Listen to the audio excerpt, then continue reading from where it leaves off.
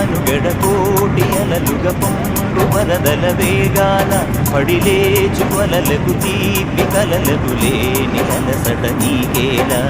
నల్ల నల్ల నీడలోన ఎల్లకిల్ల పడ్డట్టున్న అల్లు మల్లు ఆకాశాన చుక్కల్లు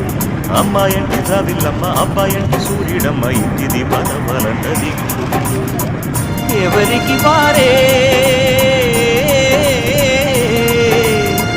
యమునకు నీరే రేవు నీరు నావదంట నావతోడు రేవుదంట పంచుకుంటే గోరువంక వాలగానే గోపురానికి స్వరాల గణగణ గంటలే మోగనేలా